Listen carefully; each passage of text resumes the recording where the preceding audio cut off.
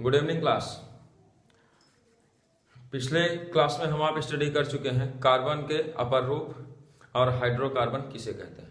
तो हाइड्रोकार्बन के बारे में हम आप पढ़ चुके हैं कि कार्बन व हाइड्रोजन के संयोग से बने हुए यौगिक हाइड्रोकार्बन या कार्बनिक यौगिक कहलाते हैं। आज हम आप देखेंगे हाइड्रोकार्बन का वर्गीकरण। क्या देखेंगे? हाइड्रोकार्बन का वर्गीकरण। भैया हिंदी में भी लिखते चलते हैं, आप वर्गीकरण साथ साथ लिखते चलिए। हाइड्रोकार्बन दो प्रकार के। कितने प्रकार के? दो प्रकार के। पहला होगा हमारा ओपन चेन। कौन सा होगा? Open chain hydrocarbon. और दूसरा होगा क्लोज्ड चेन। कौन सा होगा? Closed chain hydrocarbon. यानी कि इसको हम आप कहेंगे खुली श्रृंखला कार्बनिक यौगिक। खुली श्रृंखला कार्बनिक यौगिक। और इसको क्या कह देंगे? बंद श्रृंखला। बंद श्रृंखला। बंद श्रृंखला या इसी का दूसरा नाम होता है समवृत श्रृंखला। क्या नाम होता है? समवृत श्रृंखला। ठीक है, बंद श्रृंखला या समवृत श्रृंखला। तो इसको क्या कह देते हैं? विवृत श्रृंखला। विवृत श्रृंखला। समवृत श्रृंखला या आपका जो है को क्या कहेंगे? खुली श्रृंखला या विवृत श्रृंखला कार्बनिक यौगिक। देखिए, जो खुली श्रृंखला वाले यौगिक होते हैं ये हमारे तीन प्रकार के होते हैं, या दो प्रकार के। पहले इनको बांट लेते हैं। दो प्रकार के कौन कौन से होंगे भैया? संतृप्त। कौन सा? संतृप्त हाइड्रोकार्बन, यानी कि सैचुरेटेड। अंग्रेजी में कहेंगे तो क्या कहेंगे? Saturated hydrocarbon. ठीक है, क्या कर देंगे भाई? Saturated hydrocarbon. थोड़ा सा नीचे कर देंगे ताकि आपको दिखने लगे, ये तो बड़ा हो जाएगा और आप कंफ्यूज हो जाएंगे। ठीक है, अब आपको क्लियर दिखेगा। Saturated hydrocarbon. और दूसरा होता है असंतृप्त। कौन सा होता है? असंतृप्त, जिसको हम आप कहेंगे अनसैचुरेटेड। अनसैचुरेटेड। ठीक है, सैचुरेटेड के अंतर्गत हम आप जिसकी स्टडी करते हैं उसको कहते हैं एल्केन। क्या कहते हैं भाई? एल्केन। क्या कहेंगे? एल्केन। और इसको भी दो भागों में बांट दिया गया है, और वो दो भाग आपके हैं। एक को हम आप कहते हैं भैया एल्कीन। क्या कहेंगे? एल्कीन। और दूसरे को कहेंगे एल्काइन। क्या कह देंगे? एल्काइन। देखिए, बंद श्रृंखला यौगिक। अब इधर इनको डिवाइड कर लेते हैं, उसके बाद सबको एक एक को डिफाइन करते हैं। बंद श्रृंखला यौगिक जो होते हैं दो प्रकार के होते हैं। एक होता है हमारा होमोसाइक्लिक। कौन सा? होमोसाइक्लिक। साइक्लिक, यानी कि इनको हम आप कहते हैं समचक्रीय। क्या कहेंगे? समचक्रीय कार्बनिक यौगिक। और इधर क्या हो जाएगा? हेटेरोसाइक्लिक। कौन सा? हेटेरोसाइक्लिक। विषम चक्रीय। समचक्रीय, विषम चक्रीय। ठीक है, समचक्रीय हाइड्रोकार्बन दो प्रकार के। एक होगा एलिसाइक्लिक। कौन सा? एलिसाइक्लिक। एलिसाइक्लिक। और दूसरा हो जाएगा एरोमैटिक। एरोमैटिक। ठीक है, एलिसाइक्लिक। अब इसका हिंदी नहीं पता है भाई। एलिसाइक्लिक। एलिसाइक्लिक। और इसको क्या कहेंगे? एरोमैटिक। एरोमैटिक। ठीक, इतने। तो ये हो गया हमारा किसका क्लासिफिकेशन भाई? हाइड्रोकार्बन का कंप्लीट क्लासिफिकेशन। अब एक एक को हम आप पढ़ते जाते हैं। हाइड्रोकार्बन क्या होता है ये आपको बता दिए हैं। हाइड्रोकार्बन आपको बता दिया गया है कि कार्बन व हाइड्रोजन के संयोग से बने हुए यौगिक क्या कहलाते हैं? हाइड्रोकार्बन कहलाते हैं। आप इसको जल्दी से नोट कर लीजिए, तो एक एक को डिफाइन कर देते हैं, और आप जल्दी जल्दी से लिख लीजिए इसका डिफिनीशन। लिखेंगे क्या? आप उसको एक बार ध्यान से सुन लेंगे ना, बस आपको याद हो जाएगा। बहुत ज्यादा इसमें दिमाग लगाने की जरूरत नहीं है। केमिस्ट्री में ऑर्गेनिक केमिस्ट्री आपका बहुत ही आसान होता है।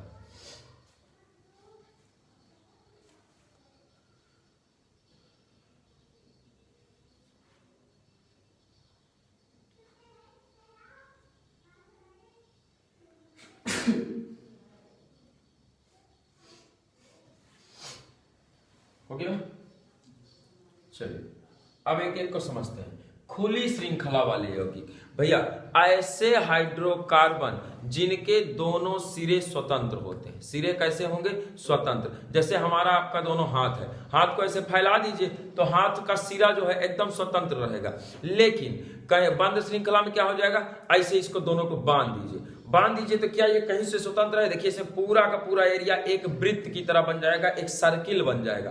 तो ऐसे देख रहे हैं ना, ऐसी कंडीशन में एक सर्किल की तरह आपका बन जा रहा है। और सर्किल की तरह जब ये आपका बन जा रहा है तो सीधी सी बात है को कैसा हो जाएगा?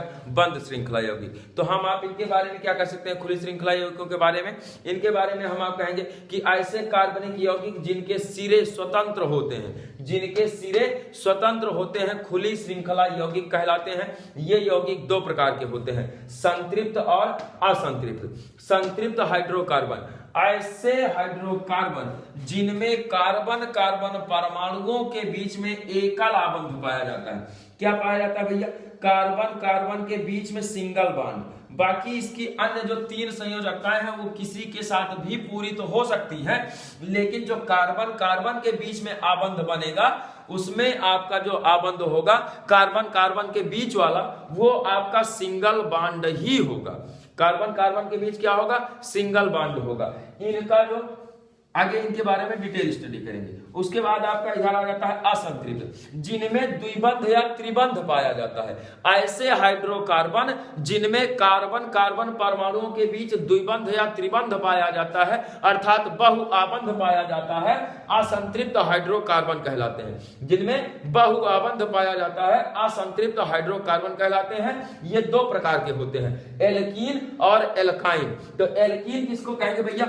ऐसे हाइड्रोकार्बन जिनमें कार्बन कार्बन परमाणुओं के बीच द्विबंध पाया जाता है। क्या पाया जाता है? द्विबंध पाया जाता है। उनको हम क्या कह देंगे? एल्कीन कह देंगे। ठीक है। और एल्काइन जिनमें कार्बन कार्बन परमाणुओं के बीच में त्रिबंध पाया जाता है, त्रिबंध पाया जाता है, उनको क्या कहेंगे? एल्काइन कह देंगे। जनरली अभी आप इतना जानिए, बाकी आगे आपको इसको और ज्यादा एक्सप्लेन करते हैं। ठीक है। अब इधर आ जाते हैं भैया, होमोसाइक्लिक और हेटेरोसाइक्लिक। साइकिल तो होगा, देखिए दोनों में साइकिल शब्द जुड़ा हुआ है, यानी कि चक्र तो ये बनाएंगे, लेकिन चक्र बनाने में कंडीशन है। कंडीशन पहले हेटेरोसाइक्लिक को समझ लीजिए, उसके बाद होमोसाइक्लिक बताते हैं। हेटेरोसाइक्लिक, जब जो चक्र बनना है, जो आपका एक रिंग जैसी संरचना जो बननी है, वो रिंग जैसी संरचना बनने के दौरान अगर इसमें कार्बन परमाणु के अतिरिक्त कोई अन्य परमाणु आ जाता है, जैसे नाइट्रोजन आ जाता है, ऑक्सीजन आ गया या सल्फर आ गया, ऐसे कुछ आपके परमाणु आकर के अगर इसमें जुड़ जाते हैं तो उसको हम आप क्या कह देते हैं? हेटेरोसाइक्लिक कह देते हैं। तो हम कह सकते हैं कि ऐसे साइक्लिक हाइड्रोकार्बन या ऐसे चक्रीय हाइड्रोकार्बन जिनमें चक्र का निर्माण, ऐसे चक्रीय हाइड्रोकार्बन जिनमें चक्र का निर्माण कार्बन के अतिरिक्त अन्य परमाणुओं के योग से होता है, जिनमें चक्र का निर्माण या साइकिल का निर्माण जो होता है या वलय का निर्माण किससे हो? कार्बन के अतिरिक्त अन्य परमाणुओं से भी होता है, उसे हम क्या कहेंगे? विषम चक्रीय यौगिक कहेंगे। जैसे इसका एग्जाम्पल हो जाएगा पीरिडीन। एग्जाम्पल क्या होगा भैया? पीरिडीन। अब पीरिडीन का संरचना आपको बना देते हैं, समझ लीजिए। सी है, सी से द्विबंध बनाते हुए दूसरा सी, सिंगल बॉन्ड बनाते हुए तीसरा सी, फिर आपका इधर आ जाएगा नाइट्रोजन जो डबल बॉन्ड से होगा, फिर इधर आपका कार्बन और फिर यहाँ पे डबल बॉन्ड, फिर एक तो क्या कार्बन और ठीक है, थोड़ा तिरछा कर देंगे। ये देखिए, तो यहाँ पे देखिए, और सबके साथ क्या लगा हुआ है? एक एक हाइड्रोजन लगा हुआ है, एक एक हाइड्रोजन आपका ऐसे जुड़ा हुआ। नाइट्रोजन के साथ नहीं होगा, नाइट्रोजन पर एक लोन पेयर होगा। और यहाँ पे अब आप देखिए, यहां पर आपको एक साइकिल जैसी संरचना दिख रही होगी। कैमरे को थोड़ा सा रोटेट कर देते हैं, दिखाना है। अब आपको पूरा संरचना दिख रहा होगा, ये पीरियड। तो यहां पे देखिए आपका जो ये पूरा बना हुआ है, तो इसमें एक साइकिल जैसा दिख रहा है। अब आप अगर इसके अंदर चले जाते हैं तो निकलने का कोई मार्ग नहीं है, तो ये आपका एक चक्र जैसा बन गया है, बन गया है ना। तो ये आपका, लेकिन चक्र जो बन रहा है उसमें देखिए कार्बन कार्बन कार्बन कार्बन, 5 तो कार्बन है, लेकिन एक आखिरी एक परमाणु जो है आपका नाइट्रोजन का जुड़ा हुआ है। तो इसलिए इसको हम आप क्या कहेंगे, विषम चक्रीय हाइड्रोकार्बन कहेंगे। क्या कहेंगे, विषम चक्रीय हाइड्रोकार्बन कह देंगे। ठीक है, चक्रीय हाइड्रोकार्बन।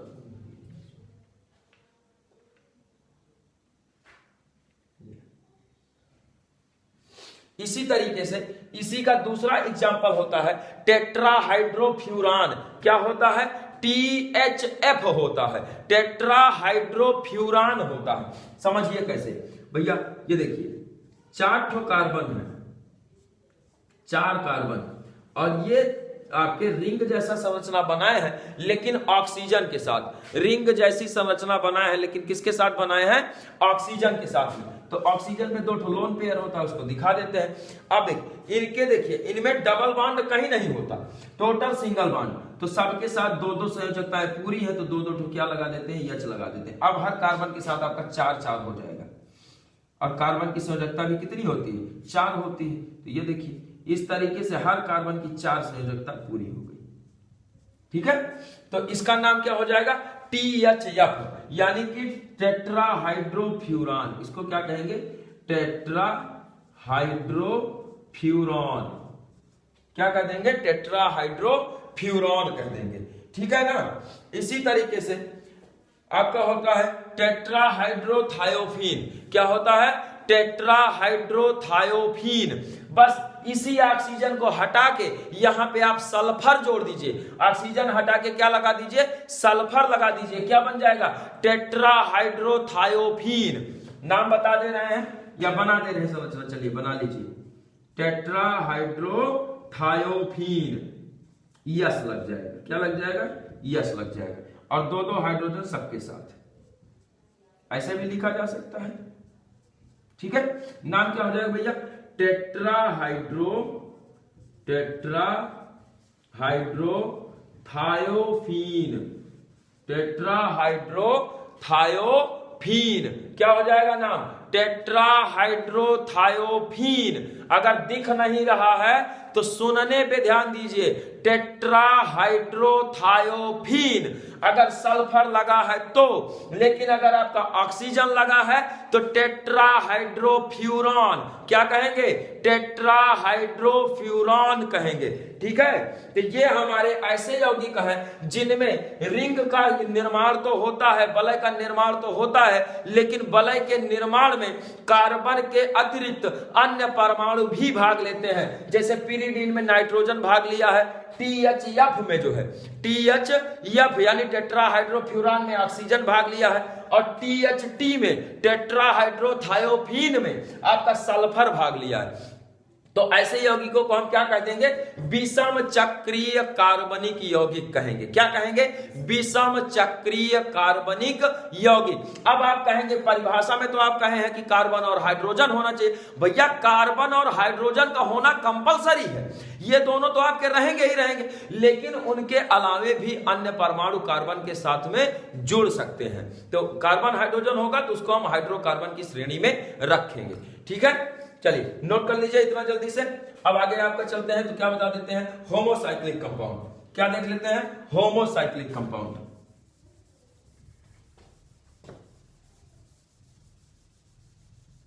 अब होमोसाइक्लिक कंपाउंड किसे कहेंगे, अब भाई आपको एल्केन एल्कीन एल्काइन का डिटेल बता देंगे, तब तक के लिए इसको हटा देते हैं, इसका काम खत्म हो गया।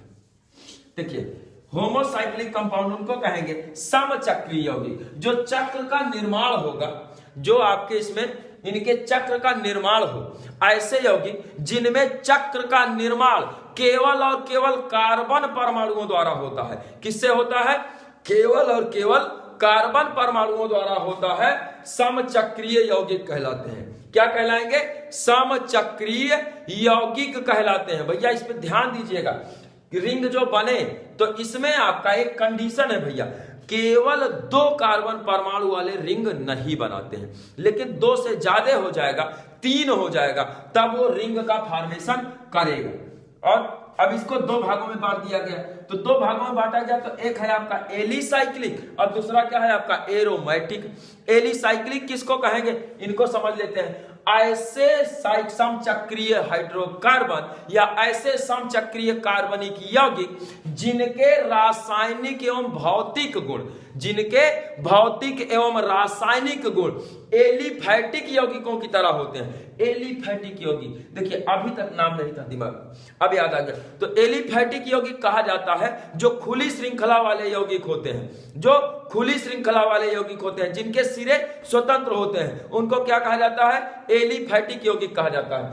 तो ऐसे चक्रीय यौगिक जिनके भौतिक और रासायनिक गुण एलिफैटिक यौगिकों की तरह होते हैं, एलिसाइक्लिक यौगिक कहलाते हैं। क्या कहलाते हैं, एलिसाइक्लिक यौगिक कहलाते हैं। और इनका नाम लिखने से पहले भैया कार्बन, अभी आपको आईयूपीएससी नहीं बताए हैं, आईयूपीएससी बताने लगेंगे तब इनका नाम बताएंगे। क्लियर है आपका एलिसाइक्लिक? आगे चलें।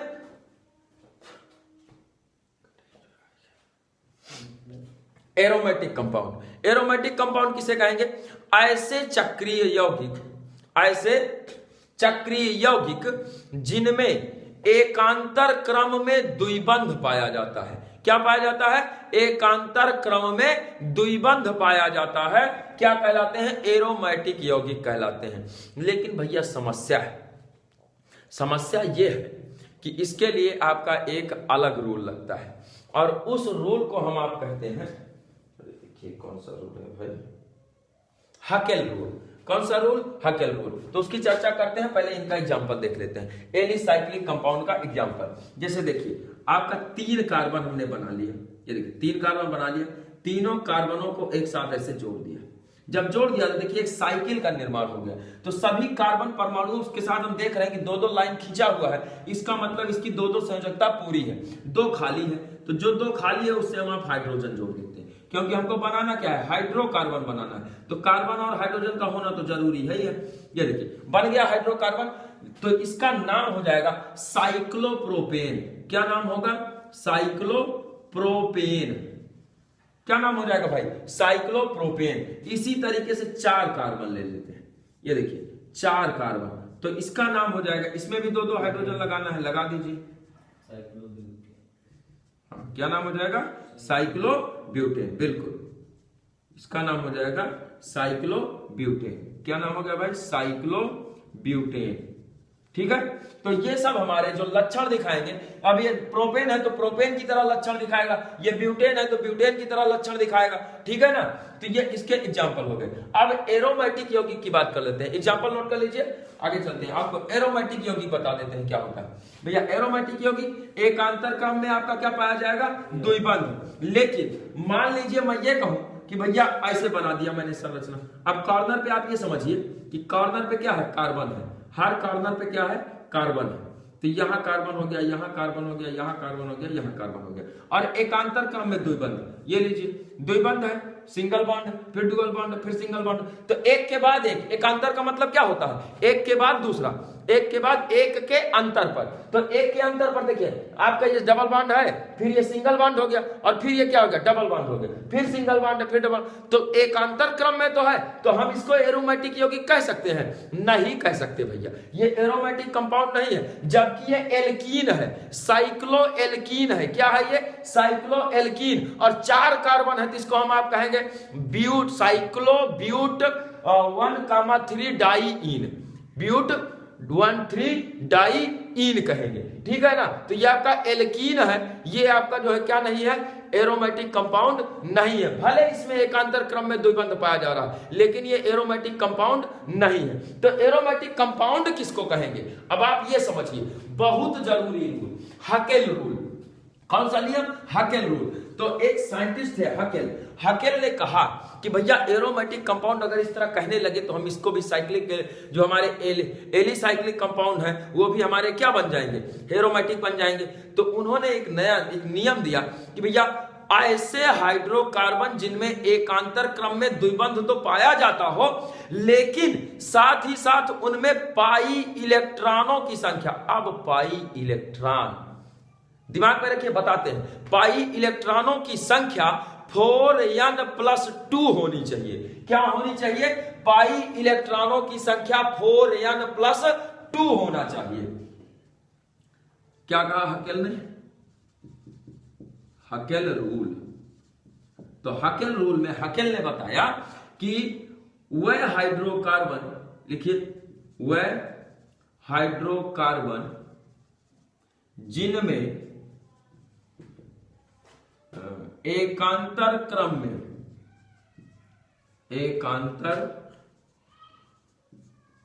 में द्विबंध पाया जाता है तथा इनमें पाई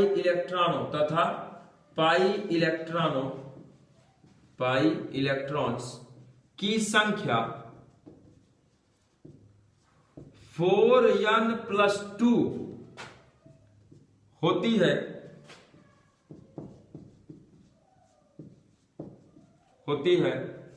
एरोमेटिक यौगिक कहलाते हैं। एरोमेटिक कंपाउंड या हाइड्रोकार्बन कहलाते हैं।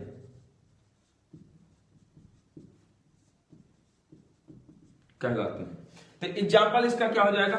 एग्जाम्पल हो जाएगा भैया benzene and it's derivatives, benzene और इसके व्युत्पन्न। तो बेंजीन क्या है? एग्जाम्पल क्या होगा? बेंजीन। तो बेंजीन का सूत्र होता है C6H6। संरचना जो बनती है कुछ इस प्रकार से बनती है, या इसी संरचना को हम आप ऐसे भी दिखा सकते हैं, ऐसे दिखा सकते हैं। तो इन दोनों का एक कंबाइंड स्ट्रक्चर बनता है। कंबाइंड स्ट्रक्चर आपका इस तरीके से बना दिया जाता है। तो ये संरचना बताती है कि भैया इसमें जो द्विबंध लगा हुआ है वो अस्थाई ना होकर के बल्कि क्या होता है? घूमता रहता है। तो ये हमारा बेंजीन हो गया। अब इसमें ये जो आपको कॉर्नर दिख रहे हैं, जैसे ये कॉर्नर, ये कॉर्नर, ये कॉर्नर, यहाँ पे जहां डॉट लगा रहे हैं, ये सारे कॉर्नर पे कार्बन उपस्थित है। क्या उपस्थित है? कार्बन। और हर कार्बन से आप देखेंगे तो 3-3 बंध आपके बने हुए हैं। जब 3-3 बने हुए हैं तो हाइड्रोजन को हम आप नहीं भी दिखाते हैं तो ये हाइड्रोकार्बन है ही है। तो ऐसे सबसे हाइड्रोजन लगा हुआ है, ये देखिए। तो 6 कार्बन और 6 हाइड्रोजन हो गया इसमें। ठीक। तो एलिन बार्थ रूल को आप याद रखिए। और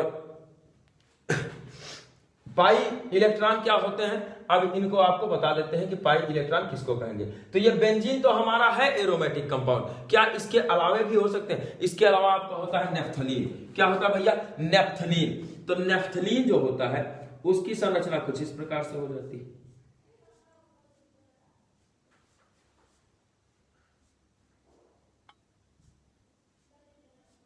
ठीक। इसको क्या कहेंगे? नेफ्थलीन कहेंगे। नेफ्थलीन, इसको क्या कहेंगे? नेफ्थलीन कहेंगे। ठीक ना? नोट कर लीजिए। आपको बता देते हैं फिर पाई इलेक्ट्रॉन क्या होता है।